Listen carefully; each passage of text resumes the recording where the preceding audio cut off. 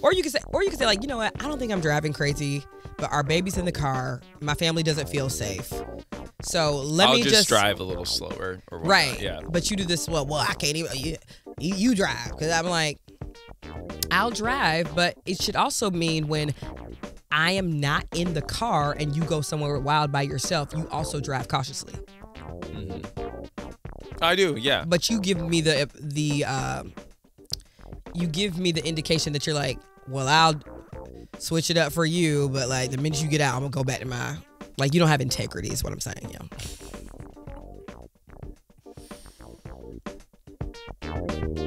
Fly, fly, oh to be a fly. Fly, fly, come and be a fly on the wall. Hello there. Our house is a mess. Come on in. Welcome to Fly on the Wall and Podcast. This is the podcast about influencer culture, about parenting tips, about live relationship advice, okay? And recording it all for the world to see. I'm your neighborhood friendly black girl, Amber. And I'm Ben, just a little asterisk. This is not live. Well, live relationship you know what? It advice. actually, it's skirt on 22s. Guess what? Tonight, you are currently seeing us live. Yes. If you're watching this on Wednesday, you should be in Los Angeles at the Lodge Room. You should flew out here. You should be seeing us live on stage right now at our sold out show. I'm claiming Unfortunately, all of the things. it's sold out. So What do you mean, unfortunately? if you're just hearing about this now, you just discovered us. We got super viral, super famous. Yes. You can't buy tickets anymore, unfortunately. You can't. Yep. Tickets gone because we are that popular. Popular. We're popular. So thank you so much to all those. Popular. Oh yeah, who's popular? It's from I Wicked. I want to be popular. Yes. Thank you to those of you who bought tickets to the show. We're gonna get this party started. Support live theater. Today. Support live theater. Thank you for supporting us and our family. Let's jump right in. The first segment of our show is called #Influenced. It's time for the hashtag influence. Okay. Today, we're talking about something that Ben is very familiar with, making apologies. So obviously, people are constantly making mistakes on the internet, even mistakes they really didn't mean to make. Recently, and just on the internet. Just on the internet. A couple weeks ago, there was the beauty community really cooked this white dude's ass, okay? There's this beauty creator called Kevin Lee. I had to pause because it's not to be confused with Keith Lee. He's barely a beauty creator, though. That is not fair. I feel like if you're making videos and you're being paid to make some of those videos of makeup reviews and stuff, you are a beauty influencer. Maybe you're micro, maybe you're macro. I said barely. That's shade. You said that to be shady. What's not making this person a beauty creator if they're paid to do? I don't think he does it stuff? full time. I think he has to have another He might job. not, but that doesn't mean he's barely doing it. So if you're doing something half-time, are you barely doing it? Yeah. Part-time? I barely bartend. I work like 2-3 nights a week. They so clearly are making beauty content and people are watching. And what people did recently watch, there was this white beauty influencer who was testing out this makeup product from the makeup line Juvia's Place. Juvia's Place is a black-owned cosmetic line, okay? So they really specialize in like very pigmented shades. We will obviously link this in the episode notes. They specialize in pigmented shades that can show up on darker skin. So this white creator reviews it and it's basically implying, he didn't really do too much, but they're basically implying that like, I look crazy right now. Like look at this. This is so, look at the culprit. Like this how, is so tiny. Yeah. Yeah. Like I just put a tiny amount and like it's all over me now. To which obviously all of the black girls who do makeup, who love makeup, immediately clap back. It's like, why are you even reviewing this? This isn't even for you. Blah blah blah. Okay. It's specifically designed for people with darker pigments. That would be similar to be like, I tried this wheelchair out. It doesn't really work good for me. Right. Or like something that's just maybe not wheelchair. Yeah, because a wheelchair is so clearly for, but like when it comes to just like, if this is a black owned brand, it was just like, it was unawareness at its finest level. I think I could see some fucked up creator being like, here are top 10 motor carts wheelchairs I tried, and here's how I'm rating them. You know what it'd be like? It would be like getting in an elevator that had something specific to it, and you're like, why is this here and in my way? And you're like, that's so that the people can like grab a hold of this when they need something. You know, just like like different things to press or lift up with or touch, or you're like, why is this designed like this? You're like, you're not even thinking about the people that this can support. It's like going into a sex store and being like, oh, ew, like I don't get why are there like crops and you know, handcuffs, like what? Right. Like, yeah, like I'm gonna review. Or you know what I recently saw? I recently saw a creator make a video, and then in her caption, she described everything that was going on in the video, and some people in the comments are like, why did you just write a description of what's going on in the video? Like, that's ridiculous. And if she was like, well, those who are vision impaired can like read the description or have someone read them description so they know what's going on. And they were like, oh, okay. You know what it's like? It's like going to, it's like going to a store, like an Asian like produce store, and then trying out like spices and be like, I put this spice on my eggs, and you're like, and it was terrible, and you put way too much. You didn't know anything about the spice or the cooking. I think our audience knows where we're going with this. This makeup is not for you, and you dragged it. Now what happens, right? Obviously the girls are dragging him. And they, I don't know their pronouns, I'm just going to say they. Obviously, the girls are dragging this person, and then this person quickly went to make an apology about it. Boo. No. You know what? Okay, let's play the apology. Are you going to play the apology? I'm going to play the apology, and then let's have a conversation I'm going to break down why this is a terrible apology. And I can do this because I am so excellent at apologizing. I've had tons of practice doing it. I've actually read books about apologizing. I think you apologize a lot. I'm going to be honest with you. You're not that great at apologies. But I have a structure that we can use, okay? You're not. Apologies to you are like, let me just wait till she forgets, which I don't. Let's play his apology. For the people that were offended by that Juvia's Place blush video from me, I am truly sorry. That was not my intention. I feel really shitty that anybody was offended by a video that I posted online. It was absolutely not my intention to brush over the fact that those blushes are so highly pigmented so that they will work on black and brown skin. The brand is a black-owned brand. It is a brand that will put black and brown skin at the forefront of every single brand launch. All of their products, their photo shoots, their video shoots. I don't want to bash a company like that. It was not my intention. I went out and bought that product in the first place because I do like Juvia's Place. I think they have some amazing products, and they have products that work for literally every single skin tone. And I think that's something to celebrate and something to support. And I feel shitty that my video suggests anything otherwise. I was in shock by the pigment, and I just wasn't prepared. And that was my fucking bad. As an influencer, it is my job to do the research and to view a product in a way that's helpful, that's not hurtful. And I was just completely ignorant when posting that video. And again, that's my bad. That's my fuck up, and I'm really sorry. He goes on for another minute acknowledging that it was his bad, acknowledging that he didn't do the research. And I'm sorry, like, it wasn't that bad of an apology. And then people are like, well, why is the old video still up? He was like, you're right, taking it down now. And other people are like, well, no, you should leave the video up so people can see what mistakes are made. Just stop. Just stop, bro. What should he have said? What should Kevin, simply Kevin, have said? Oh, an apology? Yeah, because Kevin just acknowledged that he didn't do the research.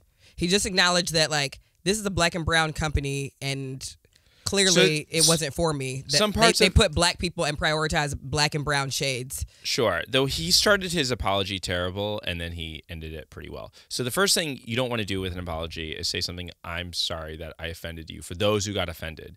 I got you. So you want to say something, just make it about you. I language completely, like, hey, what I did was, and then he eventually says, what I did was fucked up, right? Right. And just say that. I didn't do my research, bam. But he starts with, for anybody who got offended, oh, I hate that phrase. Like, well, I'm sorry that I offended you. That's not a real apology, because that's very different than saying, I'm sorry that I was insensitive, is very different than I'm sorry that I offended you, because there's this idea that you took offense to what I said. I can agree with you on that. I can agree with you on that. Because for me, like, I will say something that might be offensive. I don't find it offensive, but what I never want to do is not be sensitive to somebody. So if there are certain topics or jokes that I like to make regarding maybe politics or religion, and I know not everyone likes that. So if I'm around someone who doesn't like a religious joke, and I say that religious joke, they get offended by that joke, I've become insensitive. That's why apologize. Is I should have been more aware of that. I'm not going to apologize that I made fun of religion because I don't care about that, but I do care about the individual and the fact that I was insensitive to their own beliefs, and that's where I can. But that's apologize. what he's saying at the top. Who he's apologizing to? See, yeah, but he says it in a way. I'm sorry that I offended. For those who I offended, was it different than there's the way he phrases it. But okay, in your scenario that you just gave, you are typically offending one person, right? One or yeah, like family members. So or it's whatever. hard for you to say, like you have not experienced offending a group of people from one or two marginalized groups. So it's hard to say, like, maybe he should have been more specific about, like, I want to acknowledge that I have offended the Black and brown community for the following reasons, and that is not okay. Like, these shades are made for Black women, brown women, and or brown people. Still saying I'm sorry that I offended the Black community puts the onus on the Black community getting offended instead of saying, like, I'm sorry for being insensitive to. Okay, I see what you're saying. So don't even make it about the community or the who. Just make it about, like, make it about you and your insensitivity. This is what I did. Yeah. Right. I think. Well, because my favorite part of this, I mean, people are going to be mad regardless, right? So I want to acknowledge also his original video was not that bad. Like, if you watch it, he wasn't like, who the fuck would wear this? Like, he wasn't like that. He was like, whoa. You sort of hear his personality. He's like a very calm. He was like that. I put a lot on. Like, it gave that to me. It wasn't. At one point, he did say something pretty sassy along the line. He was like, "This is the culprit." He's like, "This is the culprit," and then he said, "I just put a tiny bit, like he's this shocked that this pigment that's not designed for his skin." it was still clownery, truly. But also, it's so minor, and he got all these views for it. So many views, so much backlash. Like, for example, I made a joke about American Fiction being like the Black movie to watch during MLK, right? When did you make that? I made a video basically saying, in American Fiction, it's the best Black movie. And guess what? There's no, essay, there's no slavery, blah, blah. And I list all these things because I'm referencing the fact, I think I'm being clever and think I'm referencing the fact that Hollywood generally only likes to make Black movies that have, like, gang violence, slavery, and sexual assault. Tell me the joke that you made again. So it's like, hey, everybody, you should go see American Fiction. It is the #1 Black movie to watch during MLK weekend. And guess what? It's a Black movie without sexual assault and slavery. And But that's true. It is true. Which part was the joke? The joke is that I'm pointing out the fact that, hey, it's a great Black movie and it doesn't have this in it. I think you would have done better if you would have been like, I forgot. I know it's not gonna be your favorite, like these slave movies, but like I think you should have. Maybe I could have done it. I had a very dry like, sense of humor, and someone commented that, like, this was low key racist. Okay. Right. They thought I was being racist, referring to, like, implying that all Black movies need to have these kinds of things, instead of I'm pointing out that most Black movies that sort of get Oscar nominations or Oscar nods have to do with these kinds of things. So I just think the joke setup wasn't clear enough. I forgot what I said. The joke worked way better when I'm not doing the joke justice. Right. Anyway, the point being is that in your retelling of it or in the original? The retelling, maybe the original. I don't know. Go watch it. Someone accused me of being racist. Right. I'm not going to defend myself. Like, in this case, I don't know. I don't know if this video deserved an apology. Not like this. I think he could have done something like, "Hey, y'all," he could have been like, "Hey, I discovered that this wasn't made for me." Yeah. So, well, I think what you should do is you should like almost plan backwards and think to yourself, like, who is the butt of the joke that I'm making? Who should be the butt of the joke that I'm making is Hollywood, right? Yes. Because you're saying Hollywood is who thinks the only Black movies that should have critical acclaim are slave movies. Right? That's not my point. I don't want to. I'm just saying, like, you're with your specific joke. You brought up your joke, so let me respond. You should have just made it very clear that you were picking on Hollywood. Sure, I could have done that. The film. That's where I don't give a fuck about this person accusing me about being racist. You brought it up. No, my point is that he's accused for, like, being racist, making this video. I don't think he was being racist. I think he was just being insensitive. Yeah, he was being insensitive, and for sure. And now he makes a serious video like, I'm so far. Fuck the people and their fucking offendedness. I definitely disagree. I think when you've done something wildly ignorant and wildly oblivious, and the girls are rightfully dragging you for it, you should be like, you know what? I was ignorant. Like, or you? It is very ignorant. But he's so serious. It's like because he's probably been getting death threats all weekend. You know how this goes. But in my mind, I think you have to.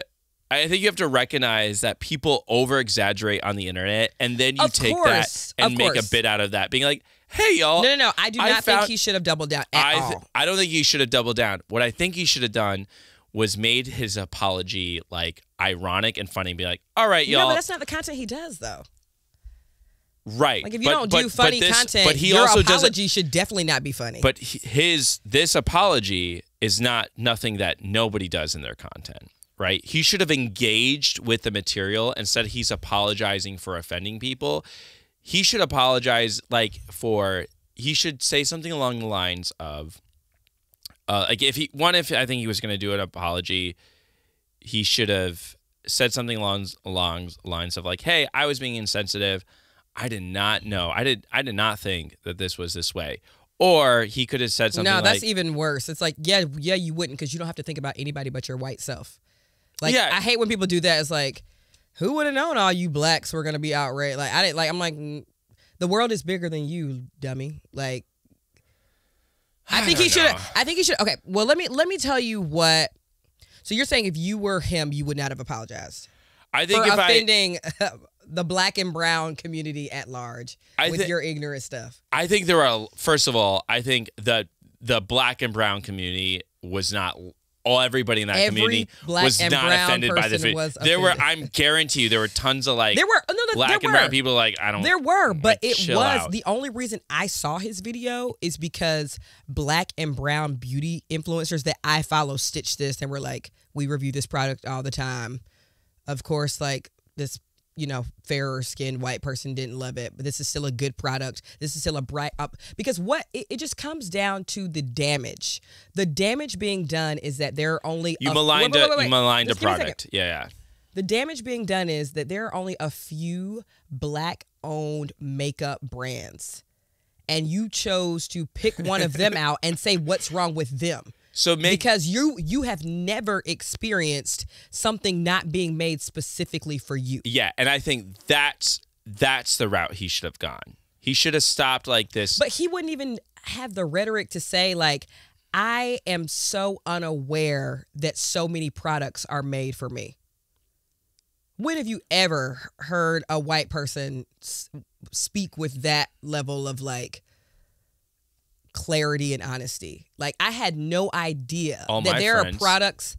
No, because sometimes you don't even do that. Like, I had no idea that like this is what it is like when a product is not made for you, and that is not my daily experience.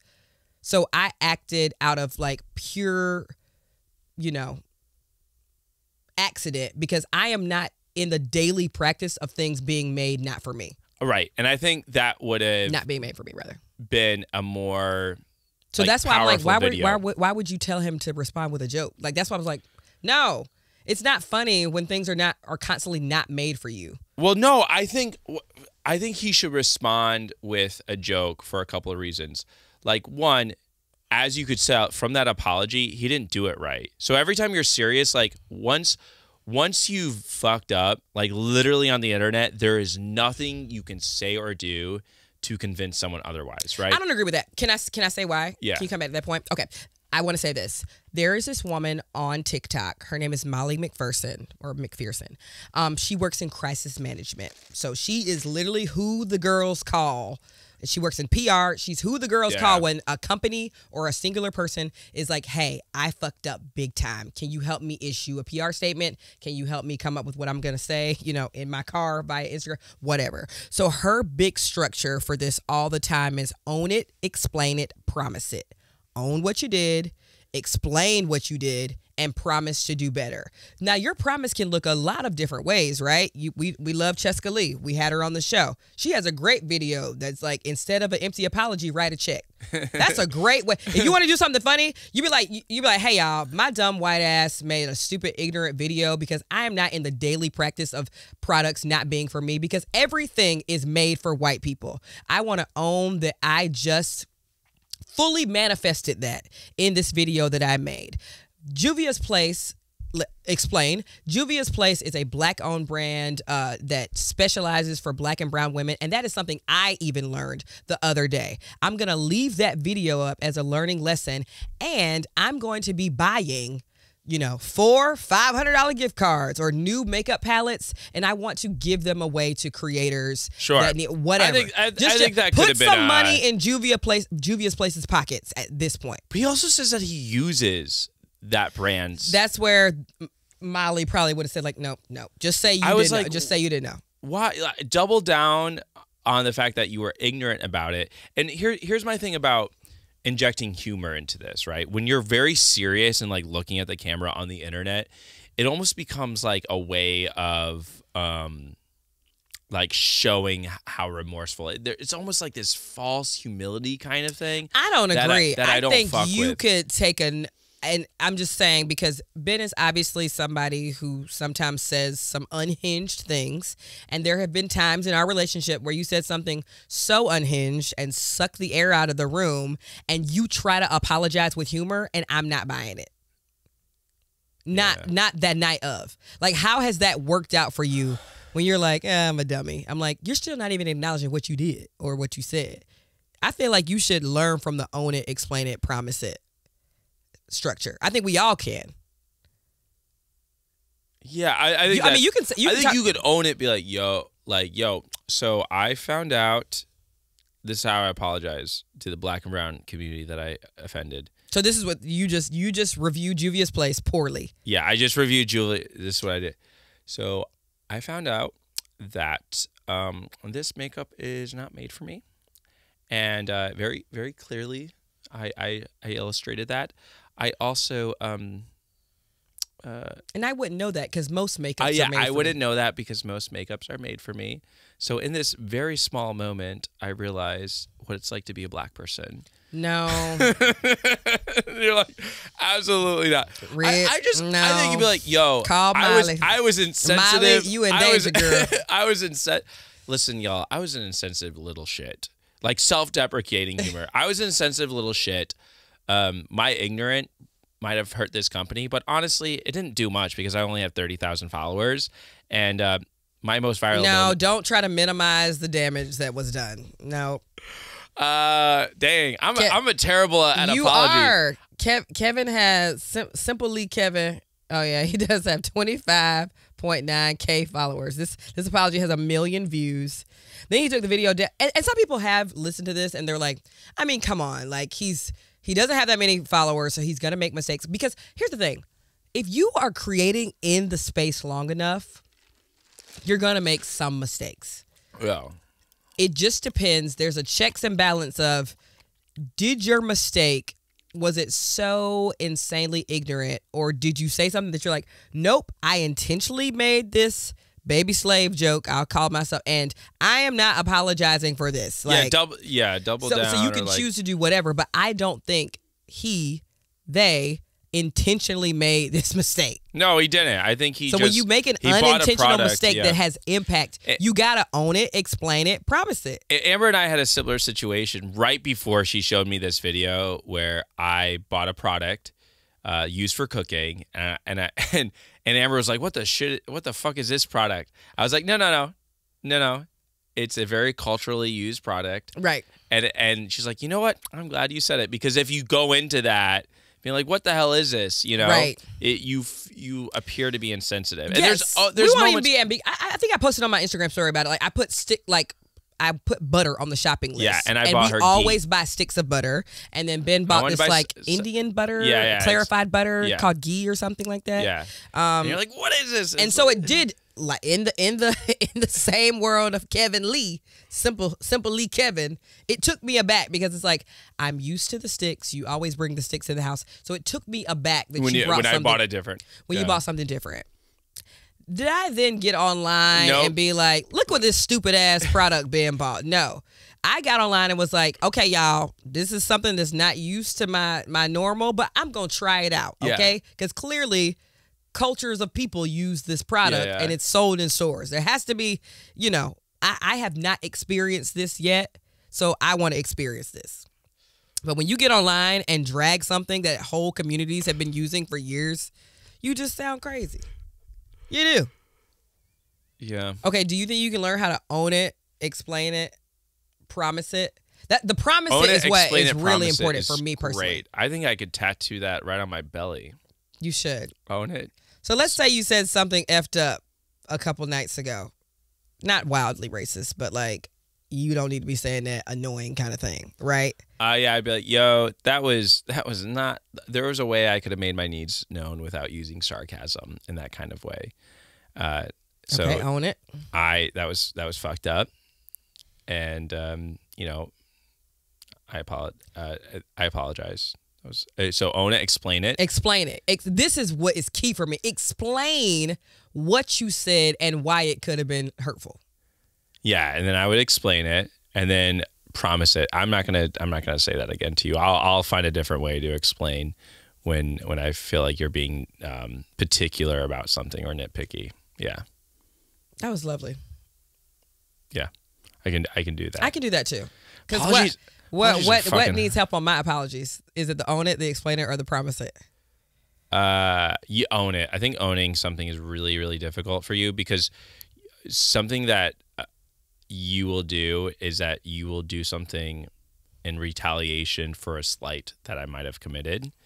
And you're like, this retaliation was merited. Like I had to do something fucked up because you struck first type of thing. Mm-hmm. And I'd be like, I didn't even know that I struck first. You know, like it sort of surprises me. So it's like, I'm going to teach him a lesson by being mean. And it's sort of fucked up. I think you're trying to stop doing that. You slapped me in the face. I slapped you in the face. Right, but I didn't even know that you didn't know you slapped me in the face. But when I tell you like, yo, you slapped me in the face, you're like, I'm like, wait, what? How? Here you go. Talking about being slapped. Like that's what you do. I want details because I don't realize that I did a slapping. But when I say that you slapped me in the face and you tell me that like, I don't think that was a slap as much as it was a no, thump. I was like, I don't know how that was hurtful or something. Sometimes I don't know. I was like, oh. Yeah, but then I'm doing the explain it part that's supposed to be on you. Well, yeah, because I don't understand what I did. So I have to understand what I did wrong first, you know? And I think he understood, like he was able to say something is like, oh, I realize this product was not made for me. Now I can apologize. Because if you don't know how it was hurtful, I'm like, oh, okay, I could see how you see that. What's annoying, and we'll move on to the next segment very shortly. What's annoying is when you try to, and this is you or other people. Yeah. You said something fucked up. You said something not cool. You said something ignorant. And black person of color tries to explain to you why what you said was messed up. And then you're countering with, well, but that's not what I meant, so it's fine. And you're like, no. Yeah, but I this think was the impact of your words. Racial stuff is a little bit different because for most racial stuff, I can be like, oh, yeah, I can see why that was insensitive, you know, or like unaware. I think there are other things that I'll like defend. So let's talk about the driving in the car real quick. Yeah. I drive a little like LA. Everybody, we live in LA. I got to move around. This is already you trying to generalize. It's like, well, it's not everybody here drives that way. I do. Ben drives like a bat out of hell. And she wants me to apologize like for a my maniac driving. a little bit. When I'm in the car, when the baby's in the car, like that is just your default. I'll try to explain to you in the front seat, like, we need to slow down. You're racing to get to the IMAX movie. So is it worth dying? It's not. So that's very difficult because I'm not convinced that I'm doing anything wrong. So what I did, because I'm tired of arguing over this, we've talked about this before, is like, I'm not going to drive. If we're going to go somewhere, I'm going to let you drive because I feel like you are more comfortable with you driving. Okay, but now recently, this is my favorite part, right? we had a friend come in town. We've had a few friends be in town and experience your driving. What was the consensus? They're like, slow down. But they don't live in LA. No. It's like, but a minute ago you just said you were like, I'm not convinced that I'm even doing that. It's like, okay, so you ignore me. Somebody else tells you. You ignore them. I sound it crazy. Could just be I sound you. crazy right now. If more than me is saying it, it's also you. Or you can say like, you know what? I don't think I'm driving crazy, but our baby's in the car. My family doesn't feel safe. So I'll just drive a little slower or whatnot. Right. Yeah. But you do this, well, I can't even, you drive. Because I'm like, I'll drive, but it should also mean when I am not in the car and you go somewhere wild by yourself, you also drive cautiously. Mm-hmm. I do, yeah. But you give me the indication that you're like, well, I'll switch it up for you, but like the minute you get out, I'm gonna go back to my, like, you don't have integrity is what I'm saying, yeah.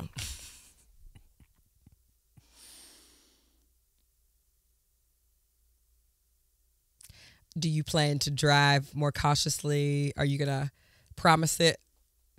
Well, we ain't even gonna own it with that. Can you own it at least? I'll wait for the other two. Own that I drive a little unsafe? Yeah. Yeah, I probably do. Okay, we're at a own it. Explain it. I drive a lot, and I'm always rushing to get to places. That's fair. And I'm going to give myself more time to get to places so that I'm not rushing. Promise it. I promise. I'm going to take my time. Driving, yeah. So let's create a world where we're still in a rush. What you gonna do? Baby, you're gonna have to drive. Deal. I'll take it. Let's do that. I I'll feel. take that. Oh man, the rush. Yeah. If we are in a rush because we didn't plan well, it's bad I'll habit drive. driving. Yeah. I think that's totally fair. It scares me for when we're in a rush and you got to go somewhere by yourself with Wilde, but I'll Uber. Or with Wilde. With Wilde, I'm never really rushing. Even if I'll just show up to class late. I'm okay it's simply untrue. But it's time to move on to the next. Oh well, I guess that covers a little bit of our second conversation. Our second segment of the show is called Imperfect Parent. Imperfect parent. Okay, go on saying what you know. I got to get my segment jingles. Now you go on saying what you were saying about Wilde. So you're saying, okay, I think we're actually getting to something deeper here, and I'm willing to go there. You're saying that when you are typically going somewhere by yourself with Wilde, you're not rushing. I don't feel rushed. Yeah, like with you, we have to go see a show on time, and the doors open at this time. Oh. And with you, we have a dinner reservation, and they only hold it for 15 minutes. With you, it's a movie, and the movie plays, and we have to get there within 15 minutes. There's a party we got to get to. A party, like a special event, like a red carpet event, blah blah blah. So with you, we're generally, or for us, even our times are, we have recording times for a studio, or we have a photo shoot, or we have to run practice, or you have to get to a music lesson. You only have a 30-minute music lesson, hour music lesson. So any of that, generally, we have much more restrictive time constraints. Where a lot of the events I take Wilde to, like people are like trickling in 20, 15 minutes, the first 15 minutes, like it's like free play for gymnastics, or even the library, people, trickle in for story time, etc. So I'm way more chiller with her. I got you. So I think I heard you. I'm glad you clarified, because I feel like I heard you saying something else. It's like I heard you say like, well, when you got to get ready, we're always waiting on you. Which is why we're late. Me. I don't know if that's true. You do take longer. I do take longer. Great. I don't mind. I think a fair compromise is if we are rushing, I can drive. I would love that. Thank you. I can do that. Yeah. What's this parent thing you got going? Oh, this is exciting. So, as we, this is exciting. I mean, exciting is relative. This is the actually best news. super exciting. Super Bowl. Wilde is growing up. She's becoming more independent. So I'm just trying to, so exhilarating. And so what I'm trying to do is I've been really doing a lot of research on independence, because this is a critical stage where she needs to feel independent. And like, I just want to urge parents at home who also have toddlers, like, this is the day where they got to just like, even if it means they're going to be a little bit tacky, like, let them pick out the shirt. Oh yeah, energy. choice. Yes. So I was looking up some ways that like that would really help her have more opportunities to be independent. Self-feeding is a big one. Oh yeah. I know that I know that she's already getting a lot better with her utensils, but it is so easy for me, especially if we're in a hurry, to just be like, let me just do it. Like, let me just do it so then I can quickly clean up after you do it. And she's like, she kind of lingers with it too. So I'm waiting, rocking back and forth, just and I'm like, all done? She's like, no. And I'm like, okay. So I just need to start crafting out time for every meal needs to be self-feeding. Like, I need to just break it apart and just let her play around with it. Whereas now I'm kind of just like, no, just try everything. Yeah. But it's weird for me with the self-feeding when I'm like, you're not even trying it. Like, just try it. Mm-hmm. But it's a choice. Offer the choices, juice or milk. Like, anytime we can give her a choice, we need to give it to her, or water. Another piece of advice I saw that is I hate juice. She needs to help out with household chores. Putting dishes away. Yeah, she loves feeding Gucci. She can put her clothes in the hamper. She can help with dog walks. She can help with dog feeds. So any household chores, she loves helping me load the dishwasher, and then she likes putting the little pods in. The little pod in. She'll put like 4 or 5 in. Oh God. What really, you do this well because you do the majority of the cooking, but one thing, it was just saying, like, set them up their own little kitchen counter space and give them a task. Cool. Like tearing lettuce, breaking up uncooked pasta. I like that. Even if it's not a part of the meal. Just like give them, oh, that's so smart. Right. Like give her like a few pasta things to like, break apart. Yeah, because like, again, I'm like, I don't want you right by the stove. Like this morning, her and I were making some oatmeal, and she's like, I'm like, help me pour the oats in it, but it's mostly just me doing it. Yeah. And I could just tell she wanted like her own pot to do something in separately. Okay. So like maybe next time I can just like put some almonds in a pot and just let her like spin them off to the side. Yeah. It's not a bad idea. She just wants to feel like she's cooking in the kitchen. Yeah. I love that. Right? This is great parenting advice. I looked this up. Okay. Sign off in the YouTube comments. Did your parents do this with you? This is great for those who don't have kids. And also for those who don't have kids, does this sound like a lot of work? Because it is. Yeah, or like when it comes to those stairs, just let her walk. Don't just pick let her her walk. Just let her walk down the stairs. Up and also, I do this with her every night, every single night when it's my night to put her down. So I want us to get on the same page with this. Every night, I read the books. I do a daily recap with her. We don't have to do the same thing, but I'm like, what did we do today? What'd you do with Dad? Godzilla. Like, I try to just do like a little bit of like, what was today's agenda? And then before we turn off the lights, I let her count down the 3, 2, 1. Oh, that's great. You know? Yeah, I like that. So and also like, saying goodnight too. Yes, like Mommy is about to turn off the lights. Can you do the count? 1, 2, light off. Because then she's not as mad. But when I just turn off myself, she's like enraged. The rhythm, the prediction, like telling her like, every time I leave the house, I'm saying, hey, I'm leaving now, Wilde. Goodbye. Give her a kiss. Like, I just don't walk out of the house. I try to do that. I should start doing that with you, too. I would love that. Because when I leave a home, I think that's why we got into it the other day. Because you said you were going to do it, but then when it happened, let me do an example of me leaving the house. Baby, I'm headed out. I love you. Bye. Yeah. Let me do you leaving the house. You see the difference? So even though you're like, I just told you that I was leaving the house, I'm like, I know, but I just grew up in one of those households where you didn't just come and go as you please. Like if you're on your way home, you're 5-minute ETA. And if every time my mother left that house, she was like, I love y'all, because I don't know, maybe in this really morbid way, she's like, if this is the last time I talk to my family, like I want them to have heard me say I love you. Mm-hmm. So sometimes when you just leave, I'm like, did Ben leave? Like even today, Jason was like, is Ben here? I was like, I don't know. And I was like, I don't like that. I just sometimes need to be like, hey, Amber, I'm headed out. Love you, bye. You know, I do that on the phone too. I'd be like, all right, you're at the grocery store. I love you. Click. I mean, because don't let you be on speaker with a friend of mine nearby. I'm like, all right, baby, I'm so grateful you went to the grocery store. I love you. Yeah, bye. Click.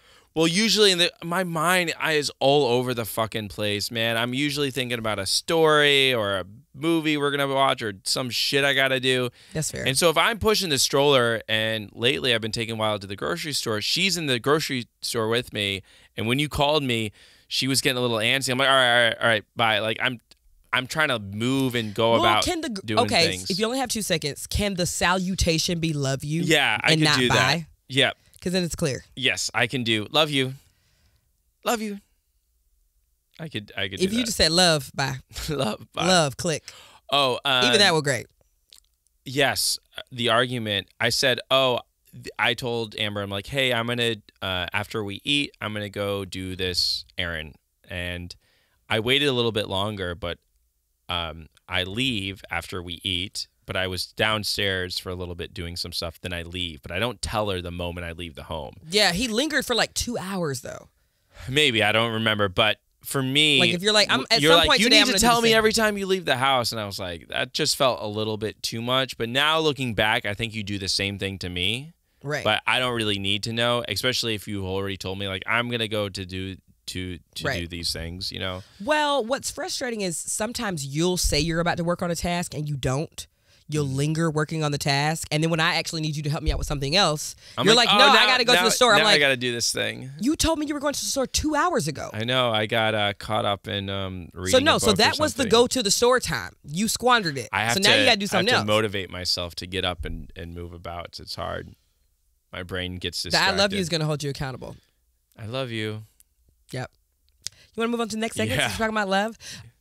Bottom line of this, the conclusion of this segment is, let your littles be independent, because also they can do way everything. more than you think. They can do so much more than you think. Yeah, and they can listen to everything. Explain literally everything, also to your littles and to your partner, because sometimes your partner is a little brain, like little. I get distracted.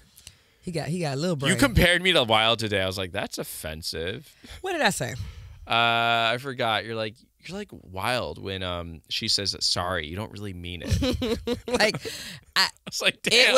Here's the thing. I said to you, when you apologize to me, it's like, wow, you ain't really sorry for what you did. You just got to say it as a courtesy. You don't know. Like, Wilde will do something wrong. I'm like, say sorry. She's like, sorry. And then she'll do it again. I'm like, you're not understanding. No, Wilde is starting to feel shame. She'll put her head down. She will. She will. I don't feel shame. I don't want her to feel. No one should feel shame for anything. They should feel. We got to bring back some shame. Remorse and shame are separate. Being like, hey, that wasn't cool. If you did something fucked up, you should feel ashamed. No, I don't think I don't get embarrassed as well. And Amber gets embarrassed. It's so funny. We were trying to walk around, hand out flyers for our show. So come see our show in Highland Park. Well, they're at it now. They're at tonight. It's not sold out. So we were like talking to people. It's sold out.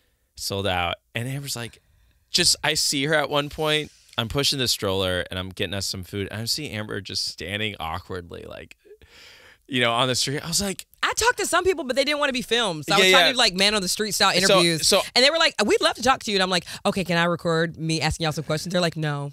I was like, damn. I'm like, totally I'll fine. just keep asking the questions. So I would. And then I'm like, you know what, Amber, can you watch the baby? And I just go into like every store. I'm like, hey, can I put this up here? Hey, I have a show coming up. Like talking to the people waiting in line for the barista. Yeah, but you didn't get anybody to do questions on camera. I didn't have anybody like to film. You had someone filming you, and you had like a microphone. So I just walked around really quickly to try to get as much stuff set up as possible. And I just talked. I just went up to everyone I saw. I like did not care. Where Amber's like, "Is this the kind of person who would like my kind of show?" I was like, "Who fucking cares? Like, just get the word out every single way." I'm a little bit like throw to the caution to. Yeah, and I'm like, this is my target audience. Yeah, I'm like, you don't. Sometimes the way someone looks doesn't always imply their target audience. That's very true.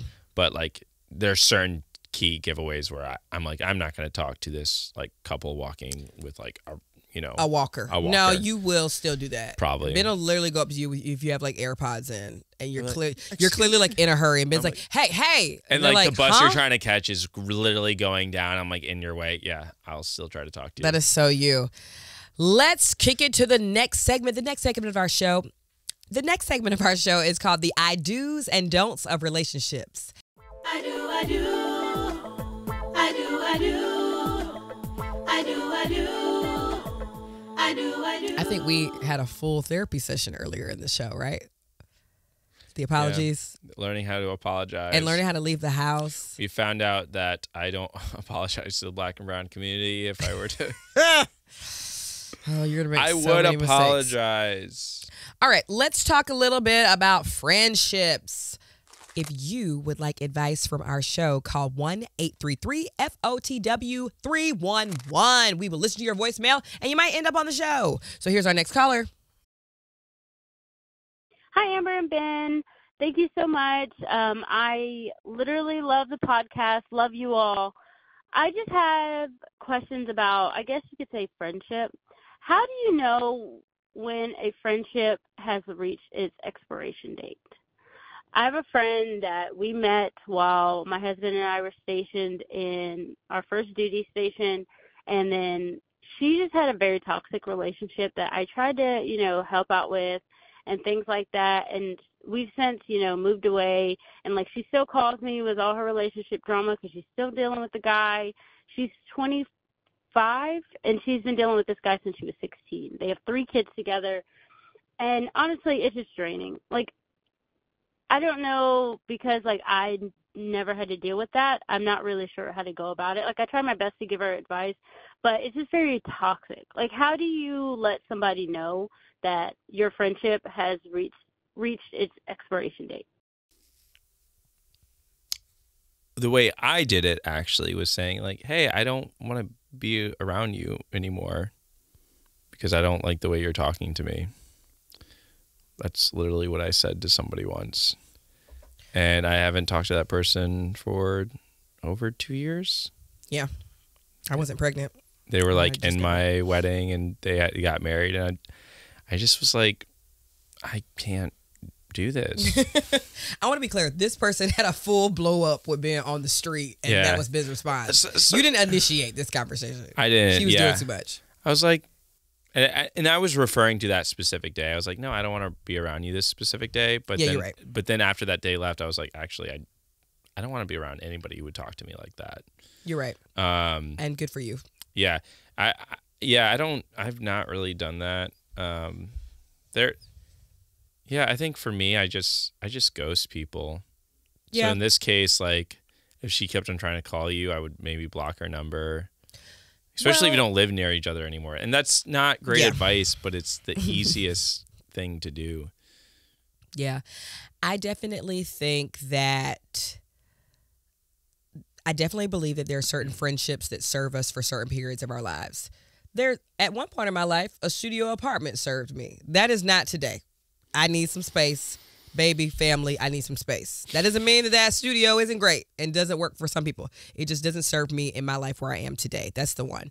The two is the major problem with this friendship that she is the conversation hog, that every time she's calling, she's never checking in on you. She's very self-absorbed. She's only calling you when she has man problems, doesn't ask how you're doing, doesn't acknowledge what's going on in your life. If she only is calling and using you as a therapist, then but you still maybe want to keep the friendship past that part. If the worst part of the friendship is that she's always calling to complain about her man, I would just say off the top, I would say girl, I love you. I want to check in with you. You are not allowed to talk about your man because we've been down that road. That might be her whole identity though. Yes. Now if she's no, I got to say this one thing. Just be nope, I'm not. I don't want to talk about your man, y'all's problems, because they've been the same problems you've been going through the last 9 years, and you ain't leaving that man. So now proceed with what you got to say. Life is too stressful. And if she hangs up, you got your answer. Life is too stressful to be around people who bring their own stress all the time into the relationship, whether friendship or romantic relationship. There's got to be a point where you can just do fun shit with the people within your area. Yeah. And just fun shit as terms of yo, we're just going to talk about, I don't know, Family Guy or Drag Race or something completely neutral that is basically there to make you laugh. I don't watch Family Guy. I don't really watch Drag Race, but just something totally neutral and there to make you laugh or something. And if you can't do that. You know what I just thought about, Ben? Do you remember? Okay, so I'm really involved in the like NPR Moth community, which is like a storytelling format. I'm actually, by the time this airs, I would have gone to Cincinnati to host 2 Moth shows. Really love the storytelling. One night, Ben and I went to the Moth LA show, and we saw about 10 storytellers. And this one woman got on stage and told this story about some longtime friends of hers and how now that those friends have kids, they barely prioritize her. They don't come to any of her events anymore, whatever. And the moral of this story, and some events later happened where in this story they had like some friend of theirs in the friend group passed away, and they reconnected at this funeral. But the moral of her story was like, I just got to be patient with my friends that have kids. And to that I say, laughing. Fuck that. Like, you can be kind and understanding, but like there is no. And call me a spoiled brat, but I also don't live in the same state or city as our family members. Like, I make time, and I'm telling you honestly, your friends with kids make time for and prioritize the things that they want to go to.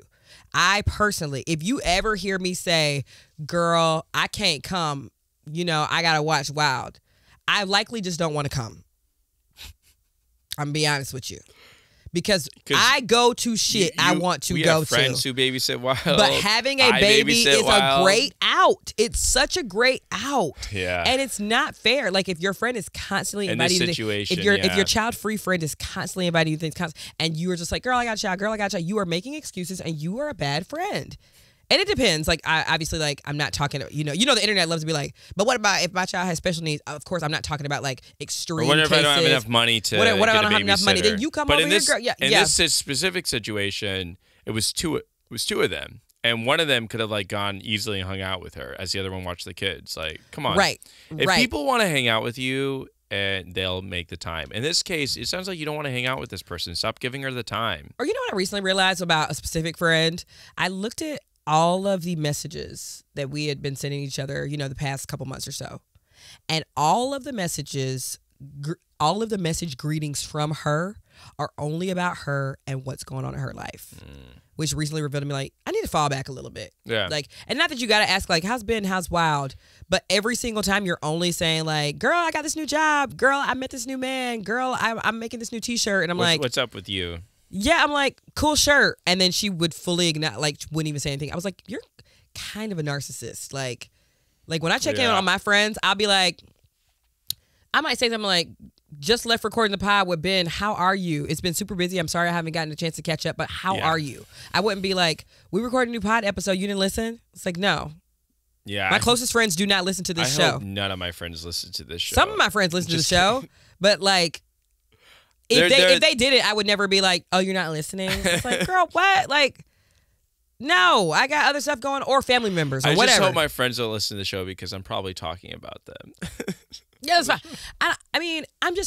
I just hate when people get online. They're like, my own friends and family don't support my business. It's like, do they not support the business, or are they just a little bit busy? Like, are they busy with their own lives? Like, they don't have to stop everything that they're doing. But I task you to tell this friend to call you and off the top say, let me tell you what we're not talking about today. You're cheating ass man of the last 9 years. Now go. And if she's like, I ain't got nothing to talk about. Yeah. That was the whole friendship. Boom. Moving on. Next caller. Boom. Oh my God. Yes, we do have another caller. I'm sorry, baby. Now I'm being like that other person. We got a toddler, Mom. You ready? Yeah. Trying to keep my arm low because my pits are definitely not shaved. And they're gnarly. All right. This is take number 2 because that first one I got a little too lengthy with it. So basically, my question or my little story is that I'm a stay-at-home mom with a 15-month-old, and her dad, my partner, goes to work full-time during the week while I'm home with the baby. And I don't understand how to handle the shift in the dynamic now. Almost a year and a half into this, and it's still mind-boggling to me that his full-time work week in his mind, feels equivalent to the 24/7 on-call job that I now have as the stay-at-home parent, full-time caretaker, and multifaceted homemaker. I just got finished gluing some random stuff back on in the bathroom and like basically being an amateur plumber while also watching the baby and like walking the dog. And today was a hard day. I don't know how you all handle it. It's so refreshing to see you both work so well together. And yeah, I don't know. How do I navigate this new part of our relationship, parenthood with a toddler? All right. I love you guys. You guys are great. Okay, bye. All right, so he needs to understand that you are working harder than him. 100%. And how do you get someone to do that? Because our society does not value stay-at-home moms in the way that we value someone going out and working for a business, because we don't provide income for stay-at-home moms. Right. Except we cannot have a society unless stay-at-home moms exist. Correct. Right? Who's going to raise the children? So how do you get there? And the way you get there is through... I'm going to go after you because I remember the day that I got there. Go. No, I don't want to No, interrupt you. go. Yeah, how do you get there? So when Ben and I first moved to LA, he was fully this was before we had like some support. Now we have some support in the form of like nannies. We've met babysitters. We're a little bit more established here now, so we can like rely on people to help out with Wilde. But obviously when we first moved here, we didn't really have anybody. And Ben was the primary caretaker of Wilde, like stay-at-home dad from meals. Obviously you still cook the majority of our meals now, but he was doing everything for Wilde while I like was answering emails and making videos and editing and hosting Amp Show and all and going Amazon Music Live, and just we were thrown right into the LA world. And one day I kind of had a little bit of a day off. So we switched roles for a day. Like it was like, I was like, I want Ben to just sleep in. I'm going to take Wilde to swim lessons by myself. I'm going to take her out to get lunch. It's just going to be me and her. And I almost had like a full breakdown because it was so hard to do. It was so hard to do, to just do all of that. And I felt shitty because I'm like, I remember I called you coming home from swim, and I was like, it just took me like 2 hours to get together for this 30-minute swim lesson. And I remember I was like, I had no idea. There, I was like, I had no idea how incredibly challenging this was to pack this bag, to get these wet clothes off of me, to get these wet clothes off of her. I forgot a shoe at home. Got to go out while I go to Target, buy some shoes. Like it just little things that Ben was like very well trained at. And that's when I realized like the days that Ben has Wilde it's harder. Mm-hmm. Like it just is harder. Sure, the work that I'm doing earns the most money, and you help with that work as well. But like, being with a small child all day is the hardest job in the world. Like I think I can confidently say. That would be interesting as almost an experiment for this couple. I don't know how the income ratio looks like, but if you were to be like, hey, husband, how about next year you watch the kid? And I go back to my old job. Maybe not even for a full year, but just like, hey, this whole weekend, I'm going to go out of town.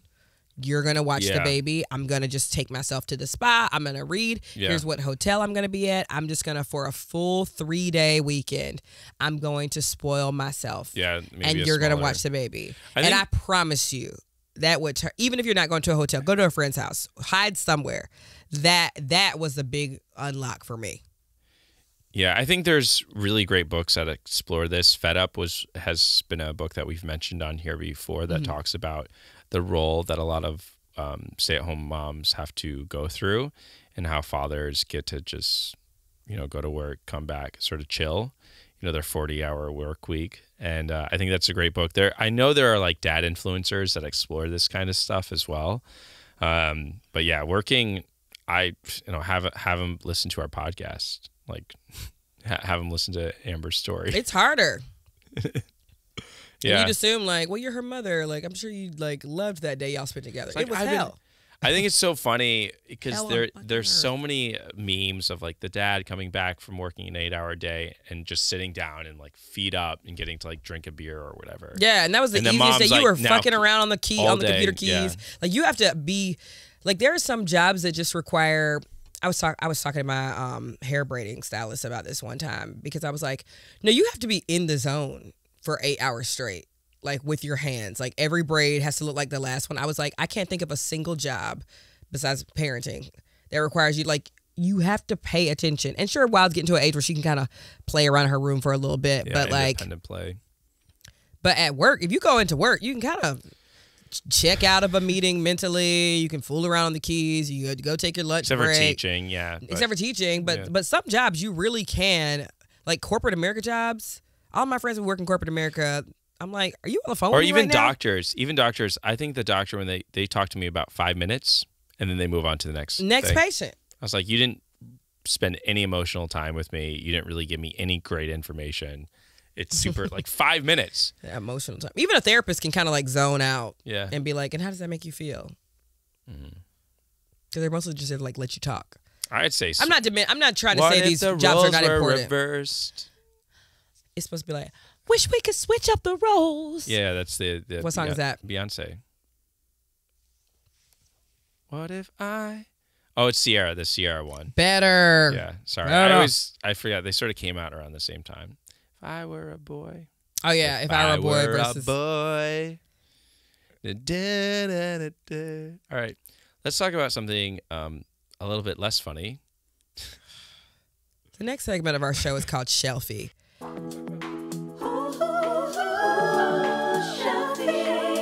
The vibe is gonna change a little bit because we're working our way through all the Oscar noms, and so the other night we went to see Zone of Interest. Ben, I'll let you take it from here. Yes, for those who don't know, Zone of Interest is a Holocaust film without ever showing the Holocaust. It is unlike, The Boy in the Striped Pajamas or Schindler's List. It is all done through suggestion, and it follows the historical figure, Haas, and his wife, Hedwig, and their home right outside Auschwitz. And it was a absolutely chilling film. I wrote a couple of quotes there, but the director of the film writes that I wanted to make a movie that didn't show like these SSS officers as monsters, but as like normal, everyday Mr. and Mrs. Smith who live at, number 22 with They have a beautiful. garden. They have a They're garden. just desensitized. You can hear like screams in the back Yeah. and see billows and clouds of smoke, which we all know what they're coming from. And it's just like, how are these people just living in this? And the film does a really good job. I'm sorry I cut you off. Yeah. Of showing Thank you for what your apology. for making you think about. The film does a really good job of making you think about what are all of the atrocities we're just living next to every single day, like homelessness and yep. this entire genocide. It's just like, what are the things just like The It's just right there. systematic killing of Palestinians throughout the Gaza Strip. Yeah.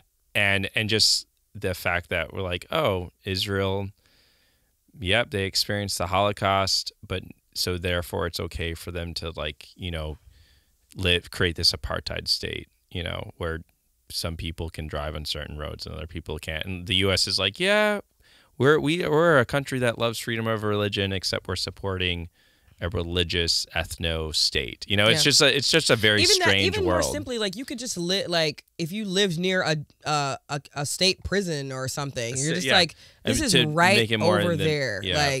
Like as far as I'm not saying that is not important. I'm just saying like as far as like the close proximity of it, it's just chilling to see these Yeah. long scenes of like Like- like they're having a cookout and you hear the screaming. You're like, what? How can y'all just live like this? Like right next to this, and you're Yeah. causing this. The movie in many ways was very. I found it felt like a horror film Yeah. because you're hearing these screams, and there's this one point where you know how like dads every night they like turn off all the lights, and there's this long scene where the father systematically like turns off all the lights, closes the doors, and you hear like the sound of the factories that are like burning 2,000 people every day, killing just systematically. And as he's systematically turning off the lights, it's this very like father tender moment. But at one point he turns on the light and he sees his daughter just like almost like a jump scare because they can't sleep. Yeah, they can't. Like you're next and the mother to thinks this. these kids are like, my kids are happy and Yeah, healthy. they're It's like your happy. kids are upstairs counting teeth. Yeah, Like, literally, they're not they find healthy teeth. and happy. It's such a it's so suggestive and awful. I'll talk about the ending for a second, where Yeah, all the Jonathan spoilers, Glazer is known for another film that Amber and I watched called Under the Skin, which is this very scary, like haunting movie with Scarlett Johansson, who plays an alien who basically like consumes men in this really horrific manner, and using like her sexuality. And this film plays with some of those elements, fantastical. But there's this one moment where Haas, the actual Auschwitz organizer, he looks into the distance, and the movie jumps forward to present day, where people are cleaning Auschwitz museum, where you can see the shoes, you can see the artifacts of this place. And it's almost as if for a moment, like he saw the future. And I started to realize, like, oh yeah, Haas at one point saw that this was going to be his legacy. He thought it was going to be a positive legacy. Yeah. Because he's very happy at one point that he's put in charge of this job for deporting all the Hungarian Jews and then killing all of them. And so he's excited about doing that. And I realized that this movie plays with that idea of legacy and this idea of like pride. At one point he talks about, he's like at a party, and in the movie is there's like hidden cameras, like literally they used hidden cameras to film part of it throughout the house, like people walking in and out. It feels that way. It feels like you're dropped right into. I will say, if you're going to watch it, there's no big plot rising action. It's like the movie ends it suddenly. almost feels like, this is horrible, but like a live stream. Like if you're watching somebody on live, but they're not looking at you, they're just doing a task in their home. It feels like that. It's like, oh, what's going on in this live? Somebody's just doing somebody's hair. That's it. Like, so you're watching someone's life from many different camera angles, but they're not there to do something for you. Like, you're just observing. Because I remember in a strange turn of events, I had to like pee when we went into the film. So I remember thinking like, okay, I'll wait for I'm gonna a hold my lull. pee because like I don't want to miss a big moment or whatever. And it got to like an hour and 20 in the film. I was like, The I whole don't thing think is a big moment isn't coming. Like, it's just gonna be a pretty much like a plateau as far as like how the plot is happening. Like, there is no plot. The fascinating thing about this is that the way the Holocaust was run wasn't this like this large dramatic experience. It was like corporate errand energy world. There's the comedian Lisa Beasley does this corporate errand of like, let's circle back to that. So when they talk about constructing the gas chambers, they talk about it in using like modern corporate language. Yeah, it's like, we're hitting our quarterly goals. We're hitting It's our like, quarterly goals. And it's like, and this will be, they even use the terms of like, let's maximize effectiveness. And it's applying all this corporate language to one of the worst atrocities ever committed, and probably in modern, I guess, modern history. And you're watching this, and you end up like drawing all these comparisons to, even in a lesser extent, but even how capitalistic companies will move their products, or be like, well, we can have 15-year-olds make these in sweatshops for cheaper. There's this banality, and even the term banality of evil was a term that came at that point. It was monotonous. Yeah. Like, and also Haas, there are these moments where people were laughing because it's so mundane. Very mundane. Like he's having, for example, what was that line where I didn't laugh at all. I didn't find these moments that are played for laughs. Talking about the wife when she was. Yeah, she's like The wife is like talking to her mom. Obviously, like they live pretty well, but right outside of all these atrocities that they are causing. Yeah.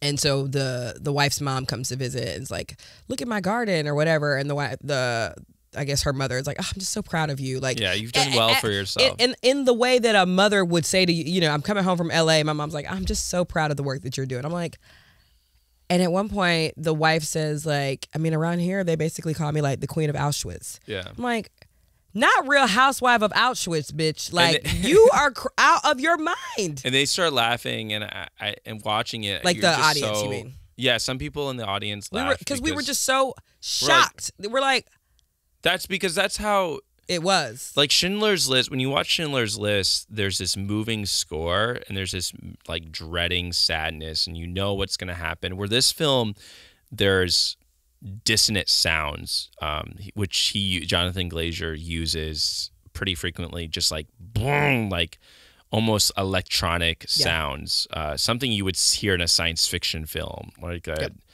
And that makes it so much more haunting in a way that these people didn't see this operation as like evil. And at one point I was reading, because Haas, right before he was killed, he was actually he was the first officer to admit that what he did was wrong and actually explained what they were doing. He breaks it down, and he said, "I wanted to create gas chambers because I knew shooting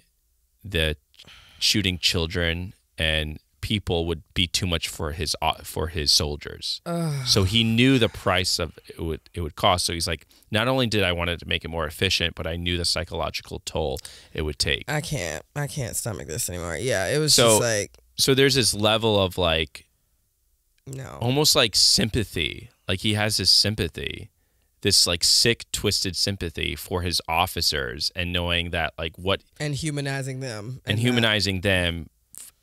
and recognizing what they would be doing was so awful. So I had to figure a different way how to do it. And you're like, yeah.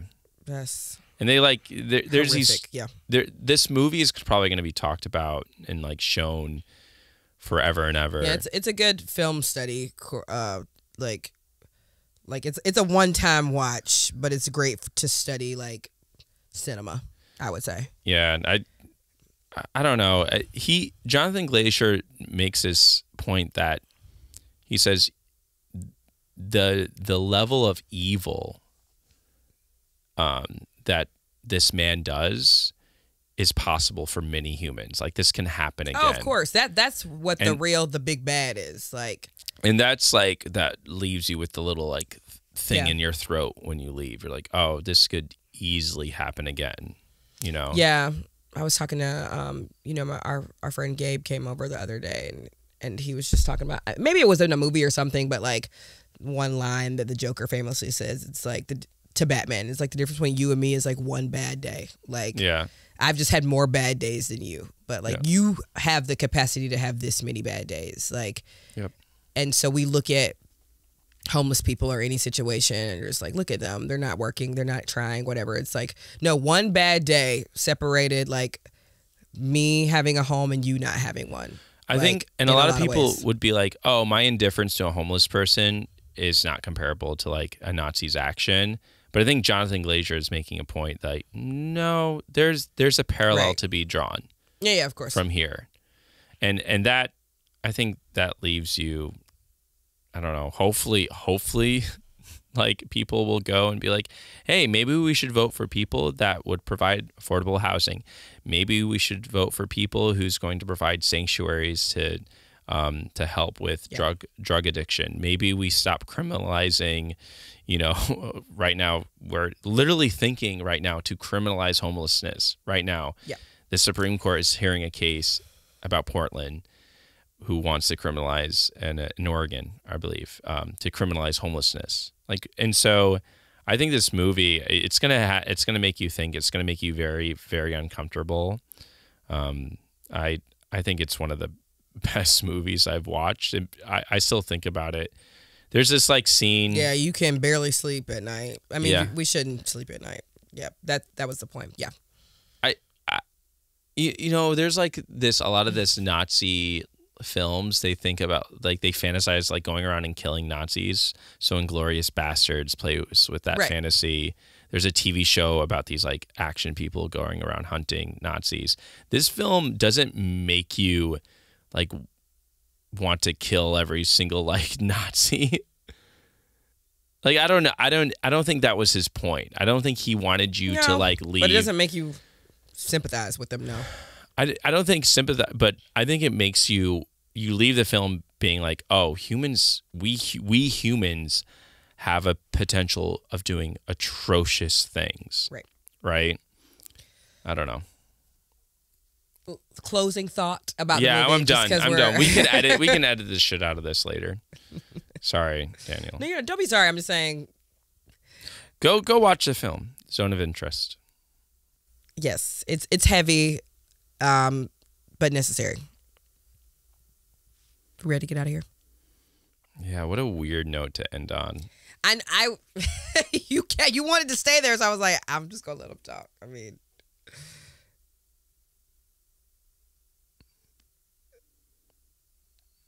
are we closing? Yeah. Okay, thank you so much for listening to another episode of Fly on the Wildin' podcast, the show that makes you laugh, but also makes you think. Appreciate y'all for sticking around and taking our recommendations for things. What? Yeah. I'm trying to save it. You're not even let me save it. Yeah, I'm gonna let you save it. We laugh and think. Yeah, we did It make makes you you, think. yeah. I hope so. I want to make us laugh and I want to make us think, and I think that's what we've always done. Yeah. With our comedy. So get out of here. Here's your outro music. We love y'all. Go see the movie. Thank you so much. Bye. You know they're from TikTok, cause those laughs keep you coming, cause they're wildin' all the time. Before Wild throws a tantrum, listen to our silly anthem, cause they're wild.